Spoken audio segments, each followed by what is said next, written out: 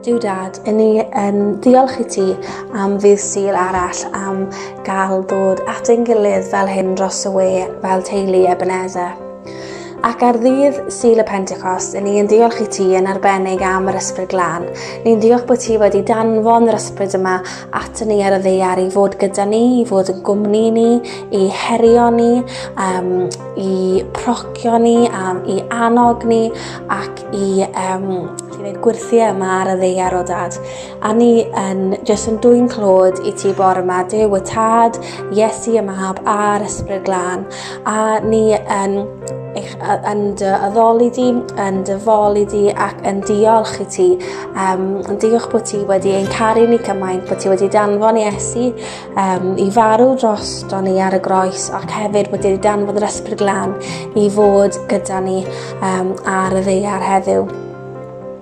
Ac yn ystod y cyfnod yma o Dad, ni yn dal I gofio cyflwr ein gwlad ni a cyflwr y byd yn sgil y feirws dychrynllyd yma o Dad. Ni yn diolch I ti am y caredigrwydd ni'n gweld rhwng pobl, ni'n diolch am yr holl weithwyr allweddol o Dad sydd yn gofalu drosto ni. A ni yn gofyn y bydde ti yn agos at y rai sydd yn sal, yn agos at y rai sydd yn galaru o Dad, a bod y Ysbryd Glân yn cyfleidio yn agos at y rai yna sydd mewn poen o Dad. Ni'n gofyn y bydden nhw yn ymwybodol o dy heddwch di sydd ti hwnt I unrhyw heddwch y gallen ni profi ar y ddaear yma. Ni yn meddwl am y gwledydd hynny lle does gyda nhw ddim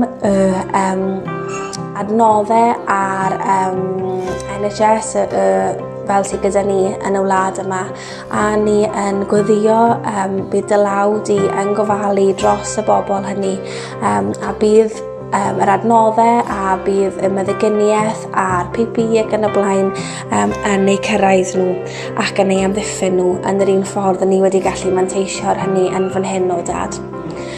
Ni jyst eisiau gweddio dros teulu Ebenezer, ni yn gweddio dros y rai, ni'n gwybod hyn o bryd sydd yn yr ysbyty a'i teuluoedd ac ni unwaith eto yn gofyn y bydde ti yn eu cyfleidio nhw'n agos ac y bydde ti yn rhoi'r heddwch goruwch naturiol iddyn nhw o Dad.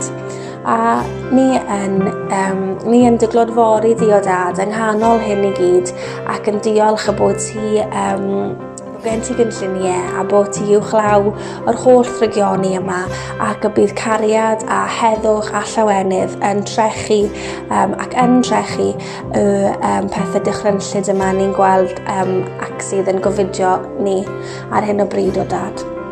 Ni'n gofyn dyfendus di ar y gwasanaeth yma ac yn edrych ymlaen yn eiddgar at pan byddwn ni yn gallu dod nôl at ein gilydd fel eglwys Crist I dy addoli di wyneb yn wyneb gyda'n gilydd. Ac eto, hynny, ni'n diolch bod y eglwys di yn barhau, bod y eglwys di yn bobl ac bod ni ar wasgar dy fod ti dal ar dorsedd a dal yn frenin ar dy eglwys. A ni'n gweddio hyn yn enw Iesu. Amen.